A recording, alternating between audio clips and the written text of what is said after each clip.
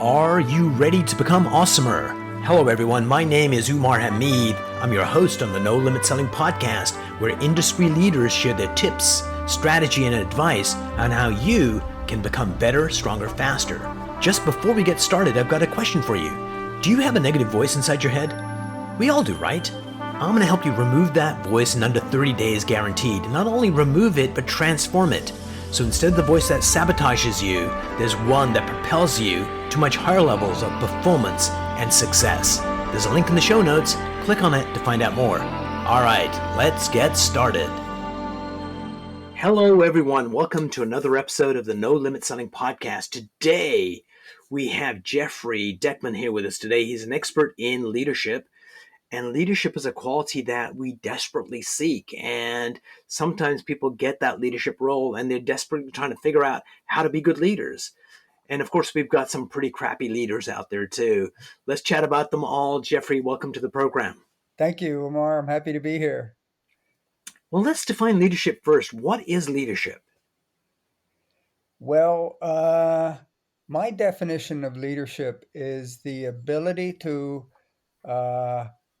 garner enough trust with individuals and respect from individuals in order to be granted the right to influence their thoughts and their actions in a positive way.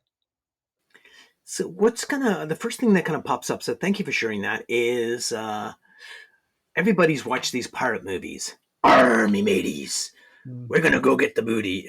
And a lot of people don't realize back in the day of pirateers, the captain of the boat, the pirate boat, was an elected position where it was their responsibility to the crew and the marauders that, we're electing you, Jeff. You better do a damn good job. And if you don't do a good job, you're back swabbing the decks and we get somebody else to go.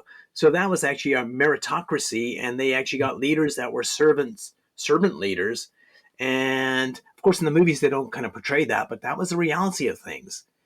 So we want the right leader to lead us so we're actually a profitable venture.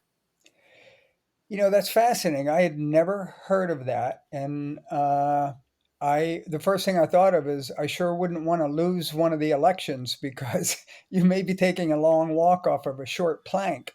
Yeah. And it was like really kind of interesting how we romanticize something. So one of the things we romanticize is, leaders like Patton, like really a hard person. Even Giuliani, when he was the mayor of New York. Mm-hmm. And a lot of times leadership is, I think the underpinning is what you just described, trust. And because sometimes someone doesn't trust in themselves as much as they should. And when you have a really good leader, you can leverage their trust in you and go on this journey and figure out that, oh my God, I can accomplish more than I ever thought. And I think that trust is the underpinning, and sometimes that becomes a cliche. Well, you got to have trust. And that's not the case. That is like full on deep trust that creates great leaders. Yeah. And, the other thing that most people don't think about is that in order to have an effective leader, the leader style has to fit the conditions that are happening currently. So, for instance, if we are in a wartime, then people like Patton, Bradley, etc., their style of leadership is absolutely necessary. Take that hill, kill that army, and just drive everybody forward at all costs. Blood and guts Patton is what they used to call them. And however, in peacetime, those types of leaders are ineffective and sometimes really they're a liability. So what we're faced with in today's world is our cultural conditions have changed so much that the traditional leadership style we used to build our organizations in the industrial age last century are no longer effective in these current conditions. And we need a whole different leadership style. We need a different mindset. We have a different series of generations in the workforce. They have a different level of consciousness, and leadership has to be able to adapt to those conditions so that they can still go in and motivate, connect, inspire, and gain the trust of the individuals that they need to mobilize. And Yes. that's really the work that I do is I help uh, companies, organizations, executives, owners, et cetera, to first of all understand how the world has changed in that space, and then understand how to start to transform from their current style of top-down command and control metrics-based leadership to one that's more about communication, collaboration, and facilitation, both of which you still need to be able to hold people accountable, and people have to be responsible. So you don't completely throw out the old way, but you morph over into a new way that is designed for today's conditions. So the style of leadership and the level of success that that leader is going to achieve is really largely contingent upon their style and the conditions that in which they're having to lead in. So let's kind of break that down in two ways, in two parts. The first one is there's a killer book called The Geography of Genius. Hmm. And the Okay. contention is that genius just doesn't happen. There has to be fertile ground for that to happen. So one of the examples they give is the Renaissance.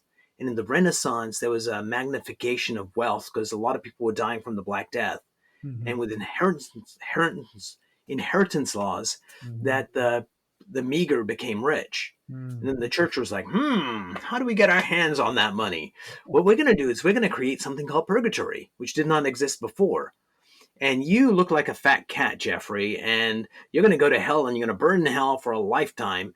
But if you get us a really nice ceiling, maybe we'll take 1,000,000 years off being in hell and you can't come to heaven, but you can go to purgatory.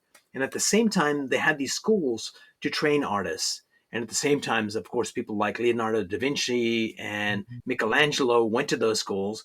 So it was like three or four things coming together that created something Mhm. amazing. Mhm. So yeah, so sometimes the times inspire leaders to step up. So we started off with a pirate story, Yep. Arr, and so my illusion, which may not be accurate, the robber barons of the 1800s, the way they are portrayed as bloodthirsty, people are commodities. If they get injured, too bad. That may not have been reality, but that was like the old school of the industrialized age of leadership and making America what it was and the rest of the world. Do you have any insights into kind of what they were thinking back then? And then we'll get to kind of what's needed right now.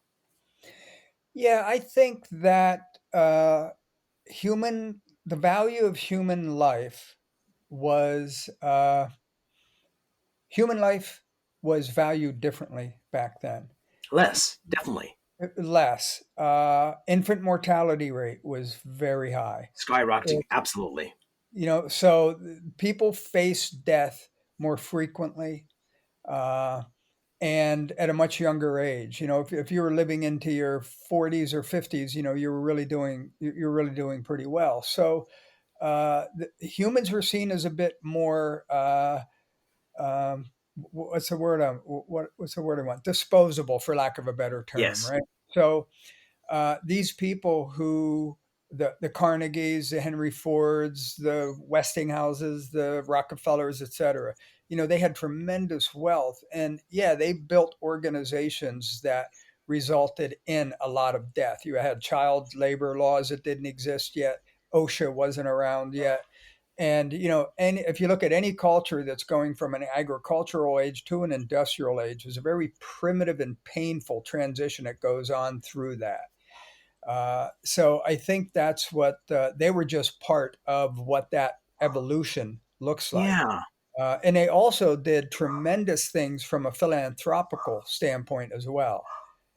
So I there, think there, eventually they did when they wanted to like yeah. uh, basically rebrand themselves. It was when they, changed America. I mean, like Carnegie being a good example of Hmm. I don't want to curse my children with wealth, and I'm going to make sure they get pay for their education and pay for a house, and Hmm. the rest is going to churches and organs all around Hmm. the world. So where are we now? So here's my theory, which is a cockamamie theory, and so feel free to hang up on me when I share this with you. That when we went from hunter-gatherers to farming. It didn't Yeah. happen overnight, but there was lots of trauma there. Like, why would we settle down? Like, this is dangerous. So Mhm. people felt unsafe. Then we went from agricultural to industrial, Mhm. also a time where it's like, wait a minute, we're going to lose our families and go to work. Mhm. Industrial to technological. And I'm going to label this technological to information age. And I think we're at this window of 30, 40, 50 years right now in the middle of it, where there is a lot of fear worldwide. And if you look at strongmen, it's not just in the US, it's all over the world where electing, like I think Italy is just electing this Mhm. female prime minister who's going to be like Miss Mussolini, that at this time of danger and threat, what kind of leaders need to come in to help companies grow? Because people do feel unsettled. Well, there are company leaders and there's political leaders, and they're two very different species. I happen to spend 20 years as a political strategist and advisor. I ran a lot of political campaigns and that kind of stuff while I was building my business. So I had a lot of time to spend around accomplished leaders in both spaces. And the business leaders that we have today, or that we need to have today, are uh, they have to come at things very differently. They have to lead from within. And I think the political leaders that we need now, when governments go into turmoil, there's uncertainty. Uncertainty breeds fear. Fear breeds conflict, and more fear, etc. So typically, what a culture will do, and I love that you're a historian with these things, because I am too. If you look at the French Revolution versus the American Revolution, the Yes. American Revolution was a really relatively smooth transition of power. We beat the English, and we already had a government that was already set up and defined, and et cetera, that we moved into. France, on the other hand, they were inspired by our revolution, but they didn't do the groundwork to have their constitution. So what happened was they went through their revolution, and they guillotined a whole bunch of folks. And then, because they didn't have a form to slide into, they went into anarchy. When Right. when they went into anarchy, then everything got very tribal, and you had tribal warlords, and they went after each other. And then what happens is, the people start looking around, and they look for the biggest, baddest leader they can find that can Who's going to just keep me safe? Yep. is going to take them, and that was Napoleon. So Napoleon came in, started knocking heads, taking control of things, and everybody's like, "Oh, great, he's settling everybody down." But he was basically just the biggest barbarian. And then Who he happened to made be himself, short? yeah, he made himself emperor of France, and then president of Italy, and then he went to take over the world. And France has never really recovered as a military power since then. Yeah. So, we're seeing two fundamental, at least two, but for the sake of this conversation, two fundamental shifts. We're seeing massive shifts within the political leadership style, where in this chaos and in this disruption of going from industrial age to this information age, which, you nailed it. We've only had four in human history, so this is a big deal. Uh, Absolutely. And and hold that thought, Jeffrey, hold that thought right there. We're going to come back for a part two on this because we had a late start, but Yes, this will be a great teaser. We're going to put this out there on social media and have a longer conversation next week because okay. we've got Jeffrey from Royal LePage coming on next. And this is a fascinating conversation, Jeffrey, and we are going to further this because I think people need to hear this because this is something important and I think something relevant to figure out, you know, when people go, oh, is that what's going on? It'll settle people down and allow them to make better decisions. Thanks so much for being on the show, and we're going to do a longer version next week. Okay, that sounds good.